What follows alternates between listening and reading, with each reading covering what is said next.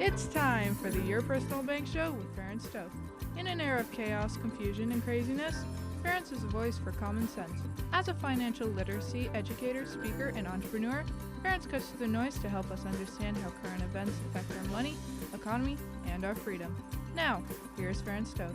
Welcome to the Your Personal Bank Show. Today we have one of our favorite guests, as normal, John Burley, real estate expert, entrepreneur, educator. Those of you that don't know John, I always like to say he's probably the most famous person that you don't know who he is.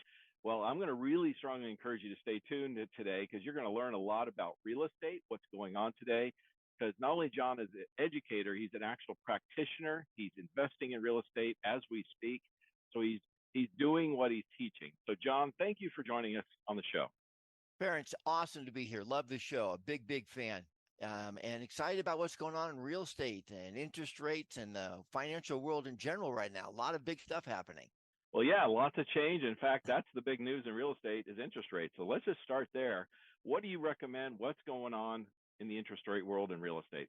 Yeah, I mean, the interest rates are the interest rates. And obviously, if you're newer to the game, the last couple of years have been, oh my God, sticker shock. If you've been in the game for a while, and I started back in 79 when, interest rates, end up creeping up to 18.6%. So I have a little different perspective on it. But with that said, I mean, interest rates are a little high. They're certainly higher than they should be. I think when we were in that 2.5 and 3 zones, those were kind of crazy zones. I would think we'd be more a 4.5, 5 number.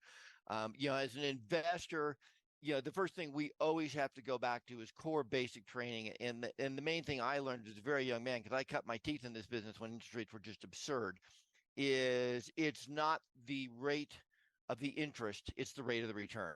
So we're still out there carving great deals. We're still making great rates of return. We just need to move within the interest rates. I mean, the interest rates for, 7 to 8% bouncing that area. They're a little different depending where you live, but we're all kind of in that range. And that's assuming if you got good credit and you're a good buyer, and that's insanity. I think a lot of us, and you and I have talked, about this, Ferenc, is, one would make a pretty reasonable expectation that pre-election next year that, the parties will shove it down. I mean, it's in both parties' interest to lower the interest rates, to get reelected. Election is so much based on economy, and we're fighting uphill on this one. And I think really, whether it was Republican or Democrat who was in the White House, if they wanted re-election, they do their best to try and knock interest rates down next year. So I wouldn't be surprised if we see some softening. I do remind people all the time. They're like, "Wow, if I get a loan now at 7.5 and it drops to 5, I don't have to pay to refinance." And it's like, hey, make sure that your lender does streamlining. So streamlining is different than a refinance. So, for example, you took out a loan at 7.5% for 30 years, and 2 years later, interest rates drop to 5. You don't have to get a new loan as long as your lender will streamline. They'll charge you a small fee, like $500, and they'll literally leave it take the 30-year loan, drop it down to 28 years, make it now a new loan at 28 years, and just lower the interest rate and thus lower the payment. So there is that option that we'll be looking at out there. I'm finding this with a lot of capital investors. So we've raised over $600 million in my career, all going into long-term placements. I was literally in 1989, the first guy to leave Wall Street to do single-family home portfolio. So we were like 20 years before the other funds. So we had to go out first, and the guy who goes out first, there's good and bad with it. A lot of opportunity nobody else is seeing. Also, you got to figure out how to do the stuff nobody's done before. So we had to do that. We're seeing a lot of capital investors as they see the interest rates go up, going like, wow, I should be taking some of my money out of the stock market type investment, putting it into more interest rate based investments. I know you do phenomenal things with interest rate based investments. People are looking at the bank, yes. Bank accounts paying 5 and 5.25. There's a lot of plays out there. And John, then I don't mean to interrupt you, but I've been telling people, a lot of people are still like just waking up to this, but I said, think about it. Just over a year ago, you couldn't get 1% at a bank, and today you can get 5. That's in about a year. Yeah. I mean, there's, if you go on the, if you leave your local bank might do 4, but if you go on the internet, like you just said, they're 5, 5.25, easy peasy. Yeah. That people are, of course, concerned about the banks, and there's concern there, and some of it's legit, some of it's blown out, just depending on what talking head you're listening to in which moment. They all got, their kind of way they point and go and stay in that direction, sort of no matter what's happening, they stay on their course.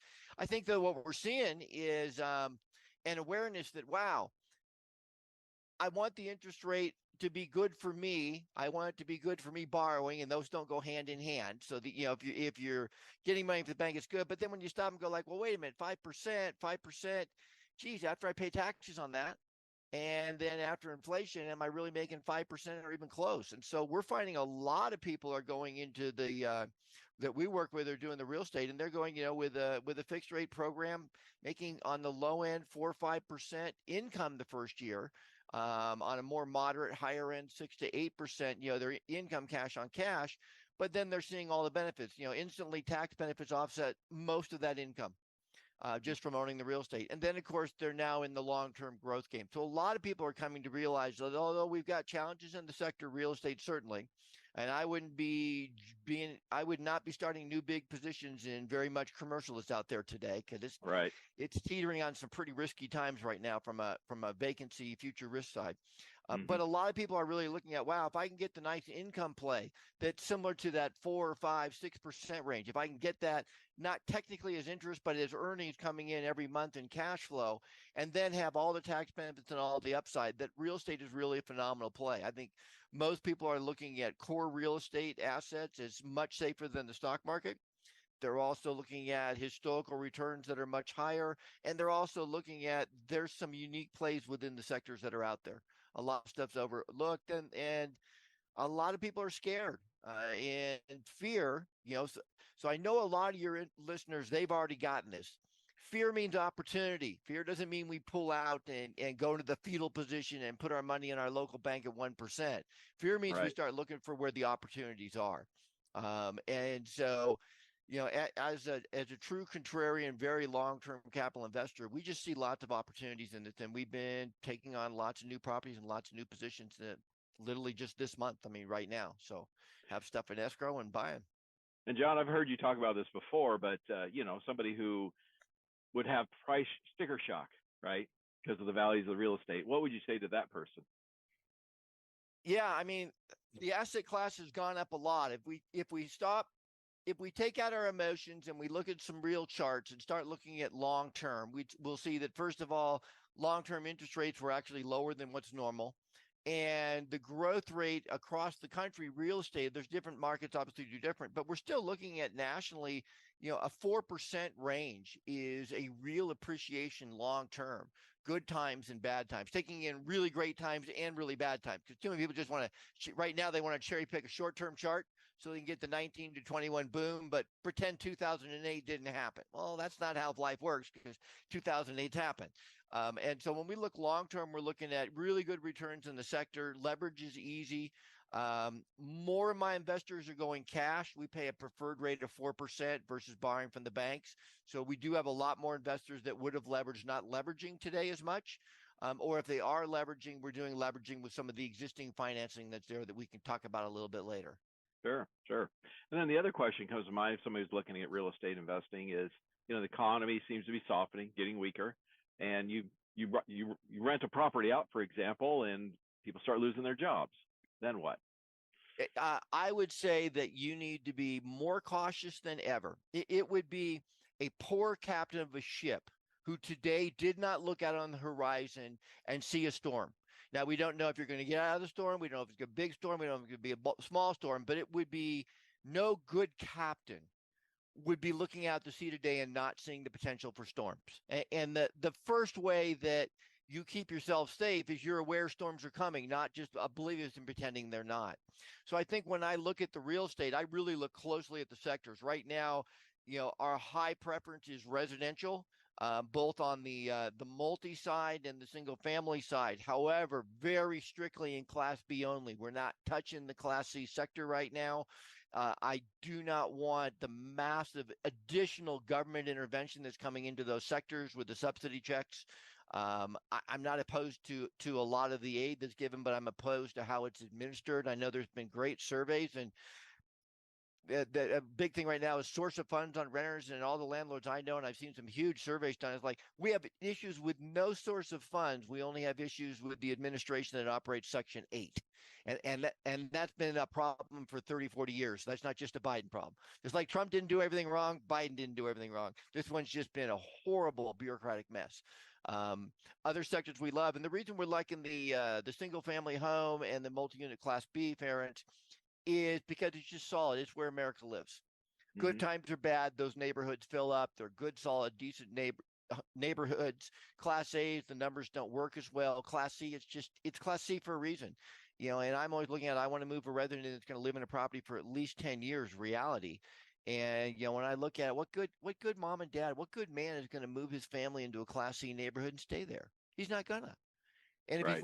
if he's willing to move in and stay there, then he's not a good man. So he's probably not going to pay me. And I use some pretty broad stereotypes there, but we use those Mm-hmm. stereotypes because look, they're mostly true. There's always an exception, but they're mostly true. So we're just doing solid Class B. We're really on and we've got commercial positions, but in those commercial properties, new acquisitions, we're looking really careful because obviously COVID accelerated probably 10 to 15 years, a big shift in the commercial thinking and corporate thinking where employees don't have to go in anymore. And whether Right. that's good or bad, it's another conversation. The reality is we got a whole bunch of people that aren't going into office buildings, in huge cities like Chicago, whose 20-year leases are expiring in 2 to 5 years from now. And currently those huge insurance companies and actuarial companies and financial companies, they have no intention of renewing the leases. Those buildings are going dark. They're going to be vacant. Because, well, we'll just turn them all into condos. Well, first of all, a lot of bureaucracy in that particular domain to turn those into condos and a lot of cost. But the big question is, if they're not coming downtown to work, who wants to live in luxury condos downtown? John, I can attest to that firsthand because I deal with a lot of insurance companies and financial institutions, and I'm working with the employees, the new business people and all that. I can't think of the last time I've talked to somebody who wasn't working from home with one of those Yeah. institutions. My son's got a friend, 20,000, it's downtown Chicago, 20,000 people in the building, one of the three big insurance companies, Mm-hmm. and they're sub 500 people in the buildings now. Pre-COVID, 20,000 people, and they were looking for extra space. Now Mm-hmm. they're just planning on jettisoning their lease in about 4 years. Just walk away. And I would not be want to be the person to own that building.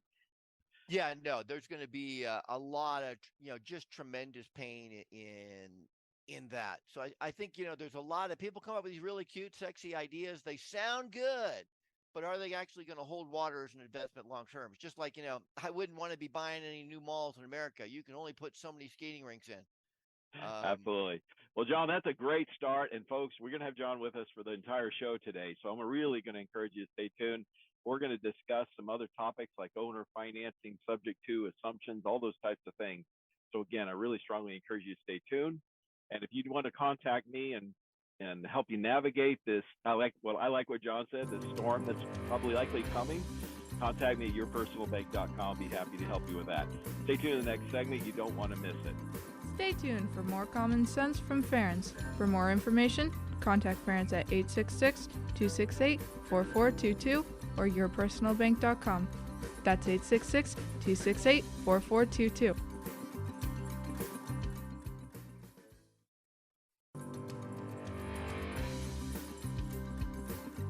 Welcome back to the Your Personal Bank Show with Ferenc Toth. Want more information? Contact Ferenc at 866-268-4422 or yourpersonalbank.com. That's 866-268-4422. Now back to the show with Ferenc Toth. Welcome back to the Your Personal Bank Show. This is Ferenc. We have one of our favorite guests again today, John Burley, real estate expert, educator, entrepreneur. And John, thank you for joining us again today. Hey, it's great to be here, Ferenc. I just want a big shout out to you and your team. It is amazing. Your guys' presence just growing and growing. I mean, growing and growing. I remember when you're, just working in Arizona, and now you're literally coast to coast. So congrats, We are. man. We added 8 new stations just last month alone. So That's awesome. And for you guys that are regular followers of Ferenc, you already know this. For those of you that are new, this man knows what he's doing. Listen really close, pay attention, and act on his advice. Thank you, John. Thank you, John. And of course, and the people that listen to the show know that I don't bring a lot of guests on. I'm very particular about that. John is our most frequent and favorite guest because, well, he knows what he's talking about. And so that's why I invite John to join us periodically to bring us up to date on what's going on in the world of real estate. In the first segment, John talked a lot about interest rates and what's going on right now. If you missed it, go to yourpersonalbank.com. Listen to that first segment. I'm really going to encourage you to do that. You can listen to this or any of the previous recorded shows, by the way, at yourpersonalbank.com. John's going to talk about owner financing next. But before he gets into that, you have an event coming up, John. Can you tell us about it? If somebody's interested in more info. We do 3 public events a year in Phoenix, Arizona, which is where I'm at. We don't have a huge education company that does a big travel and show around the country because I run a real private equity investment company, and you can't do 2 things at the same time well. But we do teach our model. We actually run the longest running real estate training in the world. And our next event is October 27th, 29th. It's in Phoenix, Arizona. You can go to johnburley.com. So JOHNBURLEY.com. To tell you all about very low tuition, very low entry, lots of high-end practitioners. And we're just going to jump right in. We're going to talk right about money right off the bat because that's the key thing to real estate. If you don't have money, how to get money. If you do already have money, how to deploy it effectively. How to get a higher rate of return than most people are getting. So we're not buying real estate and making 2% and 3% and 4% like large funds do, which aren't run extraordinarily well, and there's just so much massive flippage there. We make and we teach people how to make really high rates of return, how to deal within the markets they're on, because the real estate training exchange. I go to some real estate trainings, and Ferenc, literally, I heard the exact same thing taught 45 years ago just by a different guy. And was some of them is like going, wow, if you're going to take their material, if you're going to steal the material, at least hit the punchline on the jokes. Because I literally hear people telling 40, 50-year-old jokes. It's like, I have the recordings of when those were made. Get the joke right. And so there's not a lot of new stuff out there. It's just, how do we take what's there and effectively, as a high-end practitioner, squeeze out a return and make a return nobody else does. Warren Buffett, there's tons of guys who invest in the stock markets. There's one Warren Buffett. Right. And so we just teach you how to deal at the very, very, very top. So if students are interested, it's johnburley.com. I don't have another event until April. The students, and when you're there, there'll be at least a half dozen people there that have over 100 houses in portfolio, what we call Burley Century Club members. And most of them had money to buy a couple of houses on their own, so they can share with you what they did to raise the money and then place it. You'll meet lots and lots of successful people. A lot of students say just the networking alone is worth it. And I think the thing that students, their biggest complaint is, I'm an active practitioner, and since I do the business, I don't do a lot of seminars. And then the biggest accolade is I'm an active practitioner. So when I do the events, I can answer all the questions and tell you how to really do it. Real world. Yeah. We live in the real world. Exactly. And that's why you and I have always connected and had so much fun together. Right. If there wasn't a radio show, we'd be having the same conversation. We would. We'd just be hitting golf balls or having a beer. Yep. No, absolutely. I can vouch for what John is saying, because I've attended some of those workshops, and he's absolutely correct. When he said there's a lot of stock market investors, there's one Warren Buffett.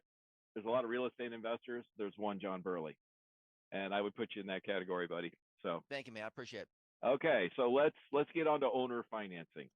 What's going on with that? Owner financing is incredible. So we go through these runs, and this is primary real estate agents. So, when I cut my teeth in the business, late 70s, early 80s, look, interest rates hit 18%. I didn't see sub 10% until 1993. Real estate agents had financing. It was part of their 101. It was their base training.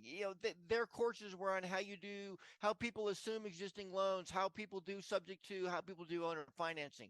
Obviously, the last run we just came out of, it seems like half real estate agents tell you it's illegal to do this, which it never has been and never will be. You just have to dot your I's and cross your T's. So the simple concept is, on a sub 2, that means we're taking over the loan subject to the listing loan. So for example, if you had a house that you wanted $350,000 for, I give you $50,000 and I take over your 2.5-year-old 3% 30-year fixed loan. I take that loan over subject to. So I bought the property, I have the deed, I have the legal title.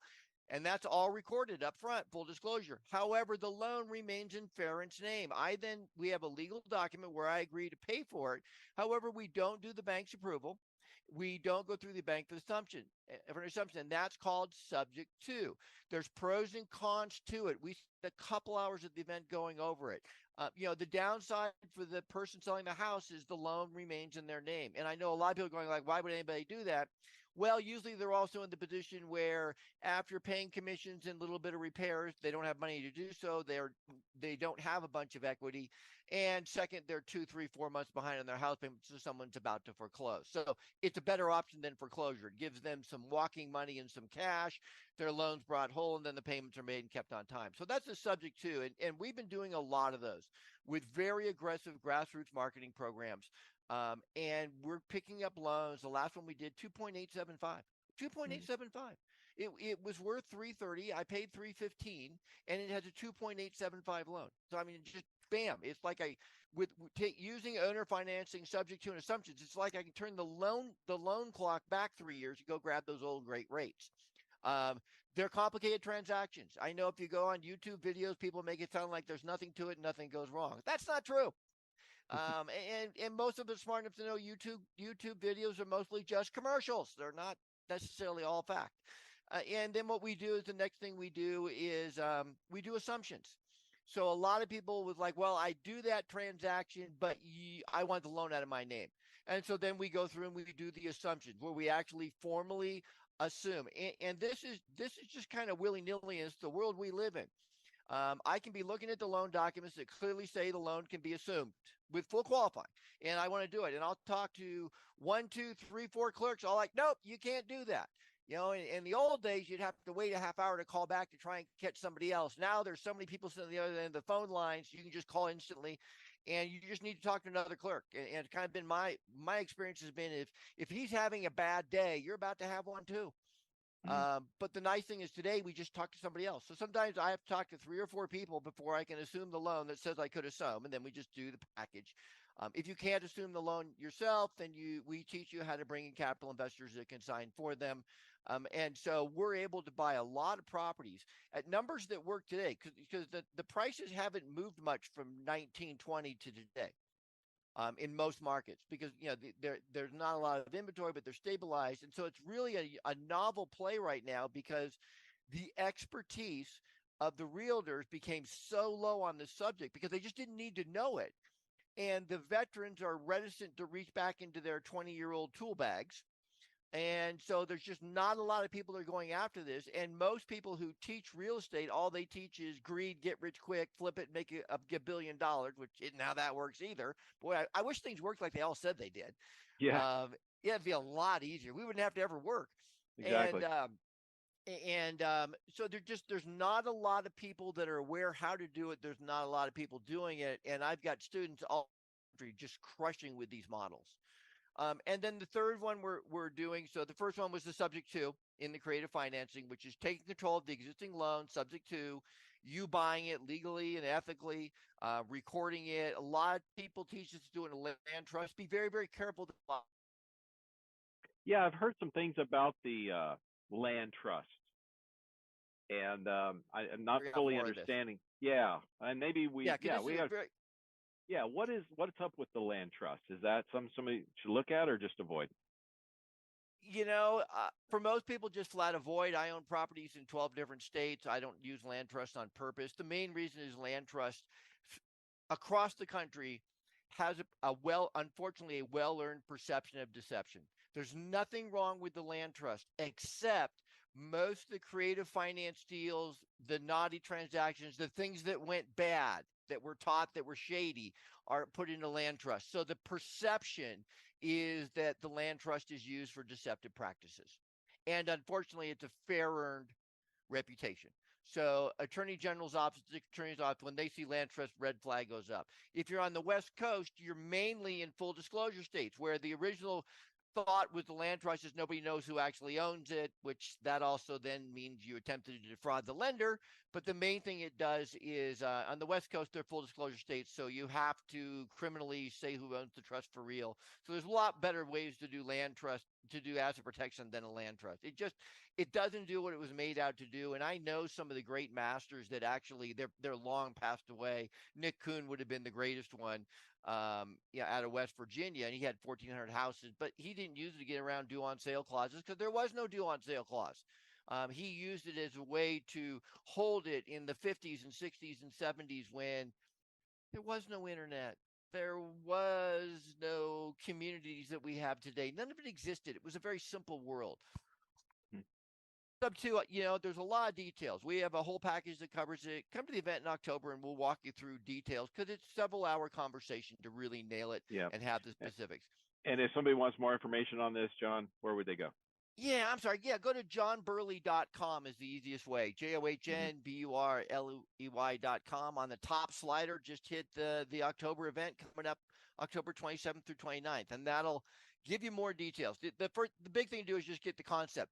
Those existing loans that are out there at low rates, you can give them some money to move and walk, and you can then take control of the loan subject to, or actually take over the loan and assumption. They're two different plays, but the same end result. We're getting control of a property that, if we bought it today with a 7.5% loan would make us $400 a month, which is still a nice little return. But if we can get the old loan, we can get $800 to $1,000 a month cash flow. And so obviously whenever we can, we're doing those. That only makes sense. Yeah, it's just, is it more work? Yes, of course. It's good that it's work, because if there wasn't a little bit of knowledge and work required, guys, then there wouldn't be any left for you. So right, if everyone would be doing it. They always say if your taxi cab driver is giving you stock market advice, that's the good time to sell, right? That's a really good time to sell, yeah. So I'm going to encourage you to stay tuned. Like I said, we've got John for the rest of the show. He's talked a lot about the owner financing subject to and the assumptions. We're going to discuss some more real estate things. What's going on in the real world today?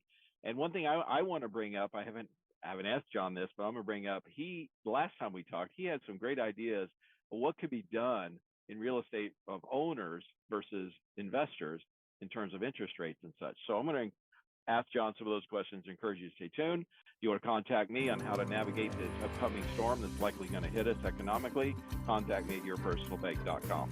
Stay tuned in the next segment. Don't miss it. Stay tuned for more common sense from Ferenc. For more information, contact Ferenc at 866-268-4422 or yourpersonalbank.com. That's 866-268-4422.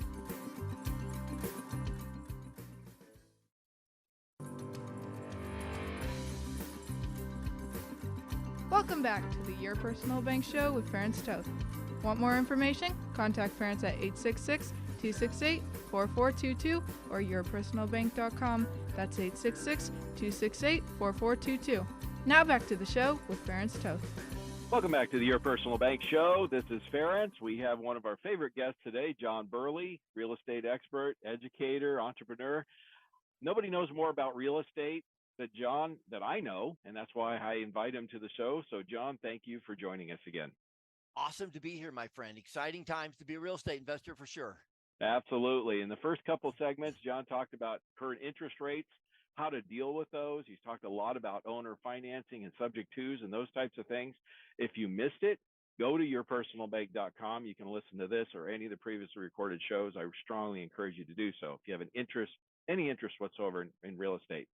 But there was a couple other thoughts here, John. You were discussing on the owner financing topic, and then I'll get to the other topic that I want to get to later, but let's finish this thought first. So what? Yeah, Go ahead. We talked about, subject to taking over the existing loan with the loan staying in their name. We talked about assumptions where you actually assume the name. Great ways to buy, because it's like we can roll the clock back 3 years. The next one that we're getting a lot of now is the owner financing. And this is the owner that's in the other position. They're free and clear. They bought the house. They paid it off like so many Americans out there. And for a lot of people, it's a great play. For some people, it's not. But it's not a black and white thing. And they go through this, and they're just like, wow, we'd like to sell the house. It's a rental property. It's an investment property. So we don't want to pay all the taxes right away. There's extremely great tax benefits for selling on installment sale. It's a subsection of 1031. It's on the 6252 form. There's a lot of tax relief for doing the owner financing. And so a lot of people are like going, wow, my local bank's paying 4%.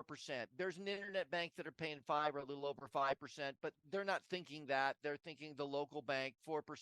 But they also know that 4% is not forever. That's because interest rates are really high. If interest rates come down, that rate comes down. They're like going, well, wow, I could, sell to Ferenc for 10% down, 15% down, 20% down. Obviously, the lower down, the better it is for us. The more down, the better it is for them.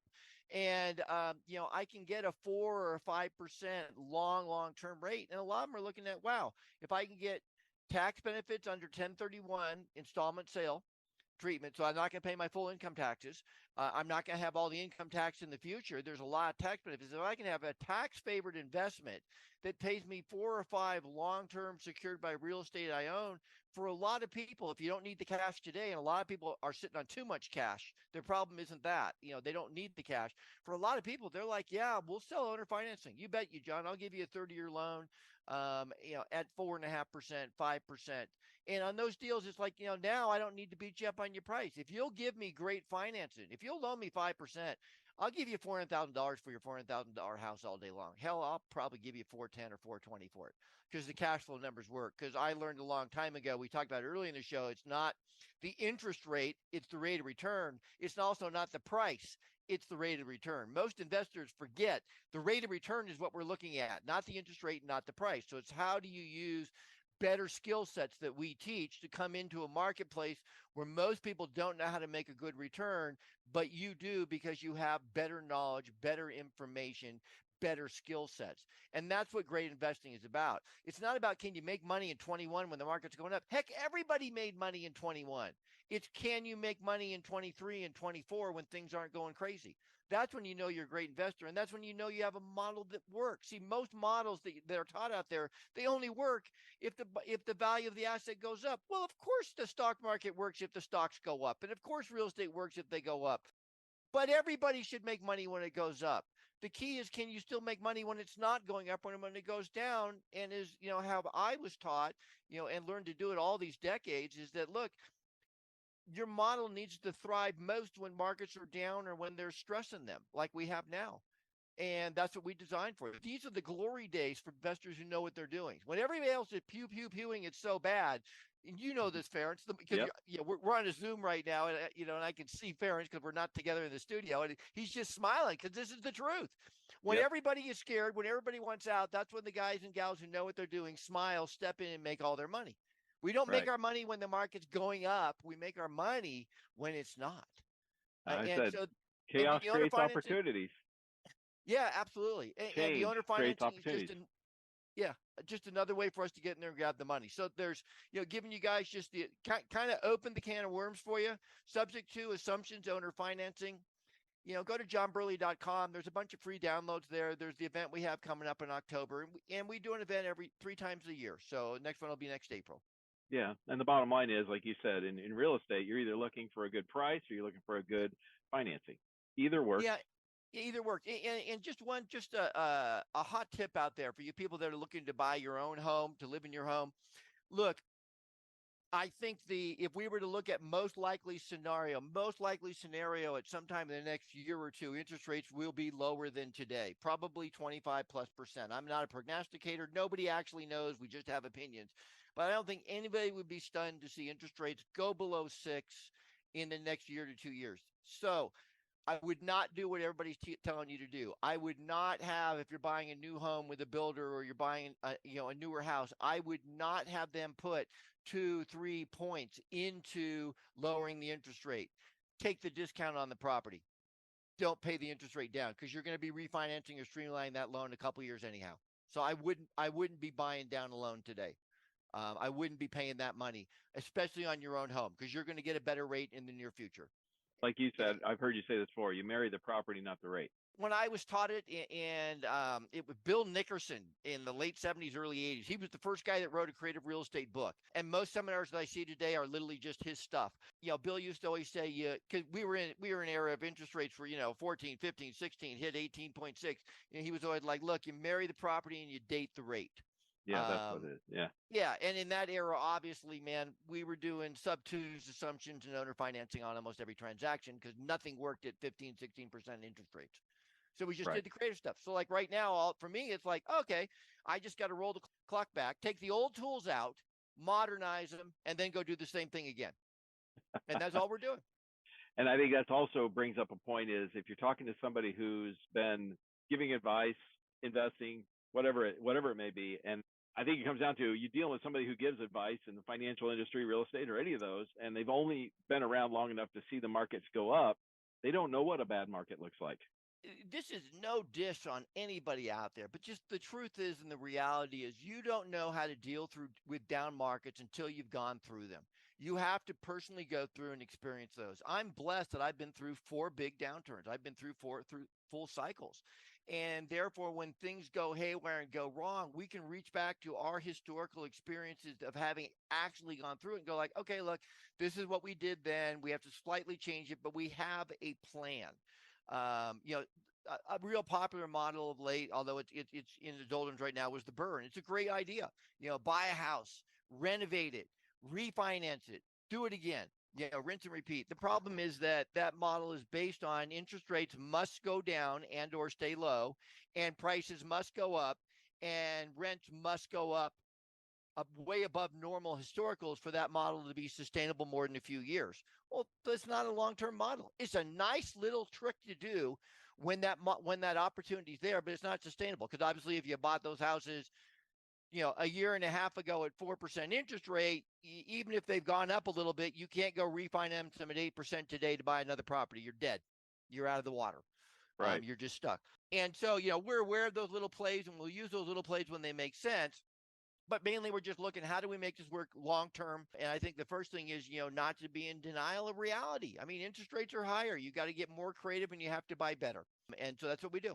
And that's another thing brings to mind, like from when I attended your workshop, one thing that really stuck with me was you're not big on fix and flip and all that kind of stuff. Because I said, look, if you told somebody you were going to buy a stock and your entry and exit costs were going to be around 10%, well, you would never do it short term. Right. Yeah.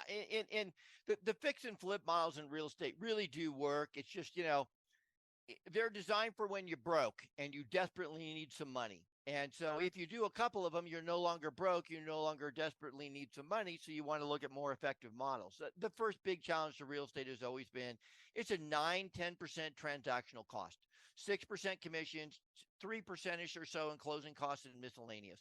And so the reality is, kind of the analogy is like if you were trading stocks short term, would you be trading stocks if you had to pay 9% to get in and out? And everybody's like, oh, hell no.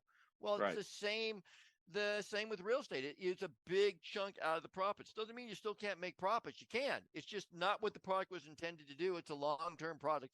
There's a lot of risk. And so I think when people trade, it amazes me. So smart people, when they learn a trading model, overlook obvious flaws in the model. So it's like every trading model should have a place where they understand risk. So like in residential real estate, for example, commercial real estate, we've got 3 traditional primary risks that we need to always look at, Ferenc. I mean, the first one is market risk. You cannot control the market going up or down. Nobody's big enough in real estate to do that in America. Warren Buffett can't control the market. Nobody can. You can affect it, but you can't control it. And so market risk is always there. If I'm doing short-term transaction, that market could fall 10 to 20% in 90 days. I've seen it happen many times in my life, and it'll happen many times again. The next thing is I can't control interest rate risk, which is why, we always, when interest rates are great, lock them in as much as we can. When interest rates aren't great, we go find stuff that we were talking about, the creative financing, because interest rate risk, I cannot control it. The next thing is that we've always had it underlying there is the economic risk. And a lot of people in the investment world who are teaching you how to do stuff, they act like it's not there, but there is an economic risk. Certainly, the economy is starting to affect some people's ability to pay their mortgage payments and their rent, and that's going to affect performance. It also creates new opportunities, but affects it, so we need to be aware of those. And I think a fourth one, so those 3 core ones were always what I was predominantly aware of.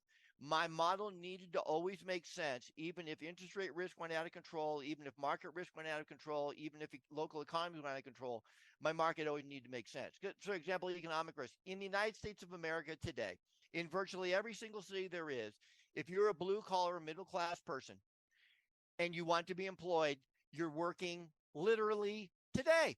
It may Right. not fulfill you. It may not be a great job, but you can certainly go make money to cover the food, the house payment, and the car payment and keep your children in their home and food in their bellies. I like that risk in America. I love that risk in America.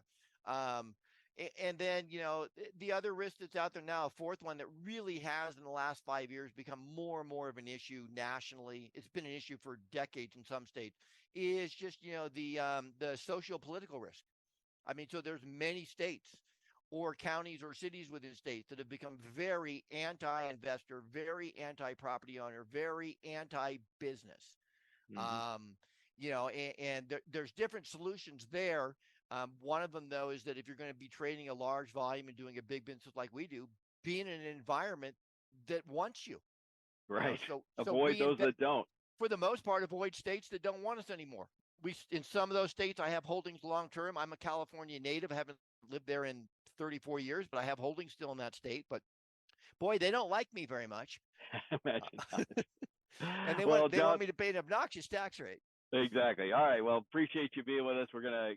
John's gonna be with us one more segment. In the last, I'm gonna encourage you to stay tuned. We're gonna wrap up with some information that I think you'll find very informative with John on real estate. If you want to contact me to navigate this economic storm that's likely coming, contact me at yourpersonalbank.com. Stay tuned in the next segment. Don't miss it with John. Stay tuned for more common sense from Ferenc. For more information, contact Ferenc at 866-268-4422 or yourpersonalbank.com. That's 866-268-4422.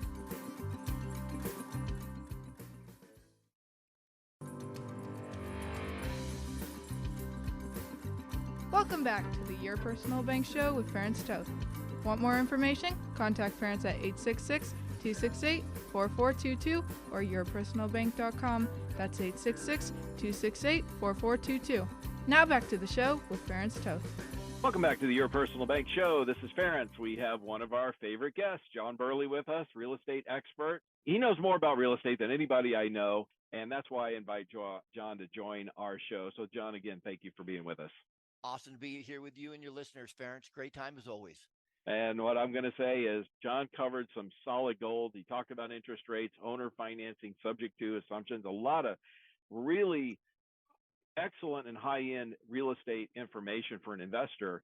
If you missed it, go to yourpersonalbank.com. You can listen to this or any of the previously recorded shows, of course.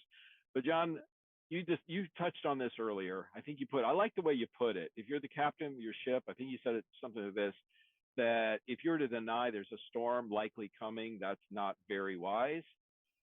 What do you recommend for people to do going forward, whether, you're looking at investing in real estate? What do you recommend people do? Look, anybody who tells you they know what's going to happen in the economy is lying, in my opinion, to take your money. They're selling you something, or they're selling a book, because nobody knows. Right. Now we can look at the indicators. In fact, since you brought that up, I did a show a couple months ago, shameless promotion here, but I talked about like six of the top leading economic indicators, all of them showing we're headed for a strong recession, and some of them have never been wrong. So my point was, I'm not saying it's going to happen, but statistically speaking, it would be the first time ever. So it would be highly unlikely. That's what my point was. Exactly. I mean, when I look at things from a risk parameter, just in the simple first look at something, it's like, okay, look. So what's the worst case scenario, which is always just scorch and burn, but almost never happens. And then what's the insane best case scenario, which is, everything goes through the roof, interest rates drop to 2%, which almost never happens. And then what's the most likely outcome? And I look at this most likely outcome, and I've been doing this a long, long time. I mean, we raised and placed over $600 million, most of it for very, very, very long term. Thousands of people look to us to do what we do for them. On the residents owning the home and the people who are investing with us, and then and all that's involved with that. And here's what I know to be the truth. When I look at people who have gone through and not barely survived a big downturn, but thrived through it, they had hard assets that were not over leveraged, that cash flow, to that realistically, even if rents drop 25%, which would be huge on a Class B house, not talking about Class C stuff or Class A stuff, on regular houses and apartments where regular people live, Class B, 25% is like, those are 2010 scorched earth drops in rents. Those are not normal numbers. And our model is designed where if rent fell 25%, we're still running in positive cash flow numbers always on every single property that we have. So the more assets that you can hold, securing a good long-term rate of interest, looking to pay it off over the long term, because that's what most people who are wealthy do. They don't refinance every 5 minutes like a podcast tells you to do. Is they're out there still sustainable, holding hard assets for the long term that produce income streams month after month, year after year, regardless of where the properties go up, regardless of what the economy does, regardless of what they do. So we worked very, very hard, through 4 downturns to identify the exact type of properties that survive and thrive the most in downturns. Because when I look at this with my background of training, I mean, as the founder and CEO of a pretty large private equity company, my sole job is to reduce and mitigate risk. Most people think it's all the creative stuff that we do to get the returns, but the first core was, look, don't lose money ever. Don't ever buy a property that loses money ever.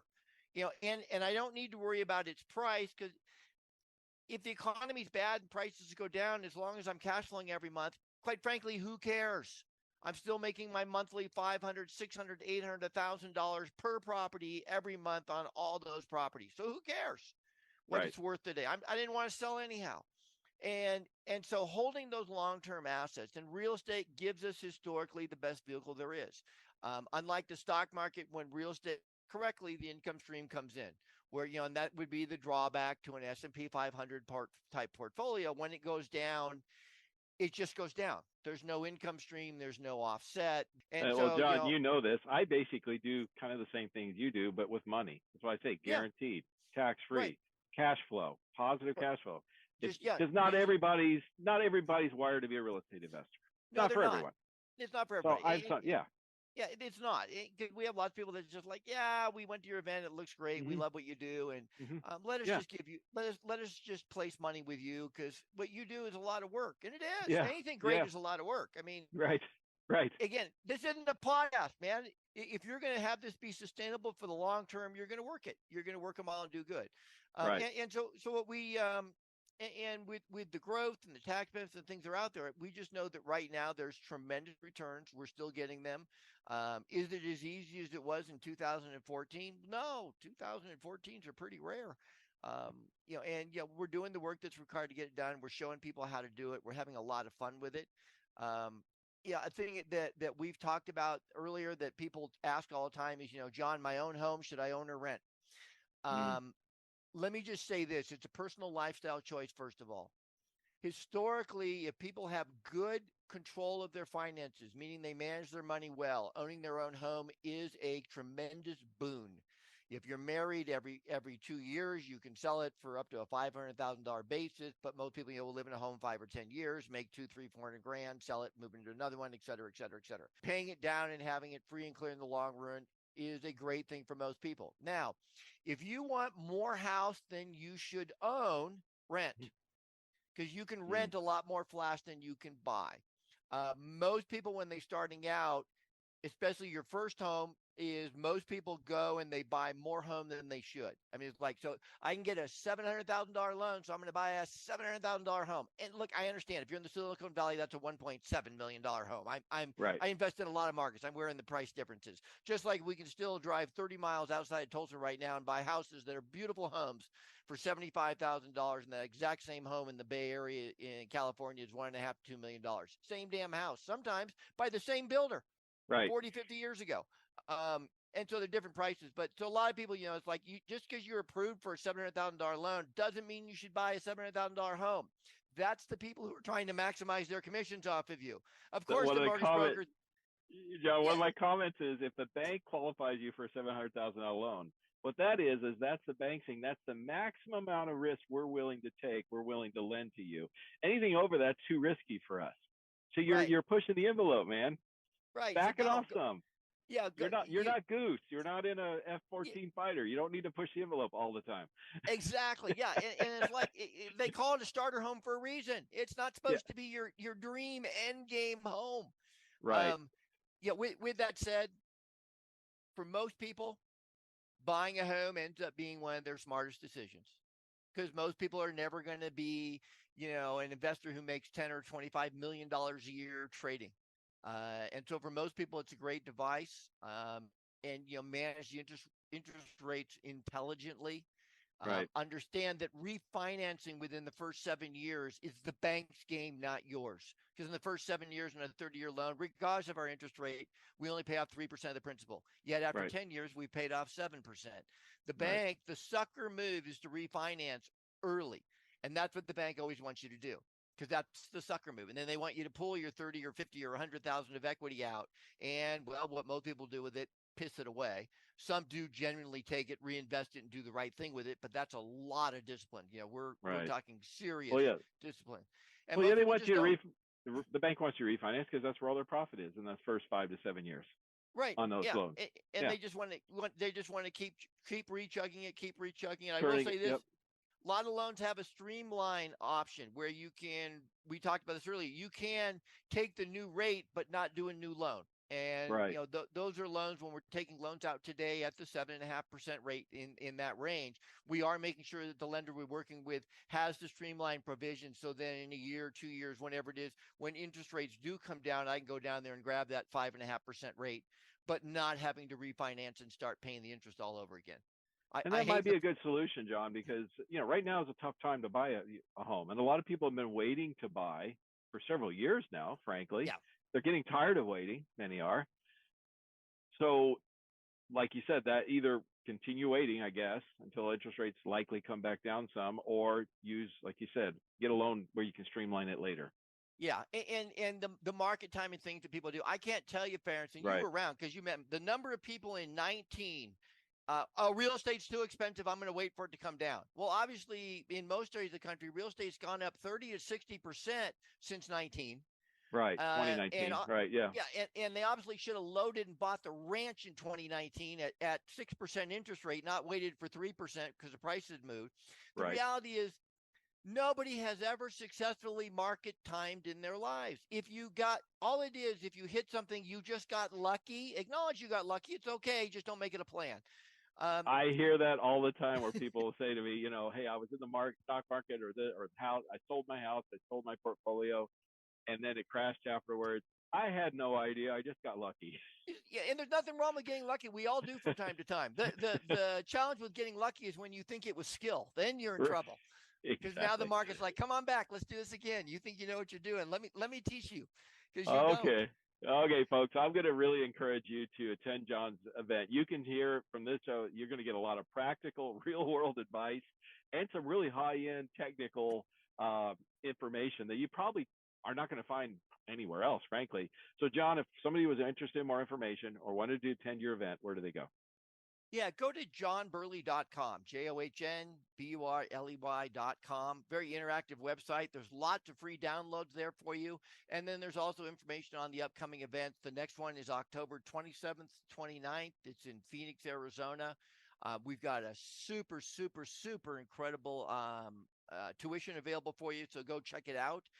And I guarantee you will have an incredible time. They are phenomenal days filled with content. It is not a sales festival. There are not one speaker after the other selling you the greatest thing, sliced bread. I'm the instructor. I teach almost the entire course. We bring in an outside attorney. We're so confident in what we do. We even do a field trip to my bricks and mortars real estate building where you can see my deals and what we're doing and look at the board. People go like, why doesn't everybody else let us go to their bricks and mortar office? Well, you can answer that question and answer. They don't have one. There you go. I'll be a gentleman. I'll stay out of that. Yeah. There you go. And we bring in an attorney who does extraordinary high end. You know Bob, who does extraordinarily high end asset protection, legal tax reduction. We show you how entities really work and how they structure. Seriously, 60% of the LLCs that are out there, it is estimated, are completely invalid.